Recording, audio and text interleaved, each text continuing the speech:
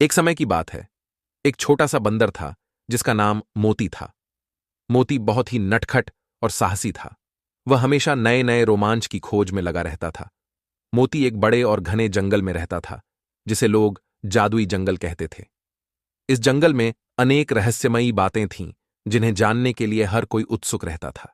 एक दिन मोती ने तय किया कि वह जंगल के गहरे हिस्से में जाएगा जहां अब तक कोई जानवर नहीं गया था। मोती ने अपने दोस्तों से अलविदा कहकर सफर शुरू किया। चलते चलते मोती को एक पुराना दरवाजा मिला जिस पर जादुई चिन्ह बने हुए थे। यह दरवाजा किसी प्राचीन कालीन मंदिर का हिस्सा लग रहा था। मोती ने हिम्मत जुटाकर दरवाजा खोला तो एक अद्भुत दृश्य उसके सामने था। दरवाजे के भीतर एक और दुनिया थी जहां मोती ने कई जादुई प्राणियों को देखा।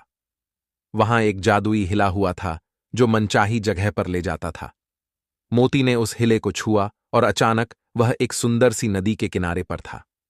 नदी के पास एक सुनहरी मछली थी जिसने मोती से कहा, मैं तुम्हें एक विशेष रहस्य बता सकती हूं, पर तुम्हें मेरी मदद करनी होगी। मोती ने सहर्ष उसकी मदद करने की बात कह दी। सुनहरी मछली ने बताया कि नदी के उस पार एक बड़ा खजाना है, लेकिन उसे पाना किसी महापुरुष के बस की बात है। मोती ने अपनी हिम्मत दिखाई और नदी के उस पार जाने का फैसला किया। नदी को पार करते ही मोती ने देखा कि वहां एक विशाल पेड़ के नीचे एक चमचमाती चीज छिपी हुई थी। मोती ने अपनी चपलता से खजाने को निकालने की कोशिश शुरू कर दी। उसने देखा कि खजाने पर एक प्राचीन मंत्र लिखा हुआ था। मोती ने वह मंत्र पढ़ा और खजाने को छू लिया। तभी एक रोशनी का फव्वारा निकला और एक जादुई प्राणी प्रकट हुआ। प्राणी ने कहा, तुमने अपनी साहस और मदद करने की प्रवृत्ति से यह खजाना पा लिया है। अब यह खजाना तुम्हारा है। खजाने के साथ साथ मोती की मित्रता भी परखी जाने वाली थी। उसे यह समझ आया कि खजाना सिर्फ सोने चांदी का नहीं होता। सच्चे दोस्त और अच्छाई भी खजाने के रूप में होती है।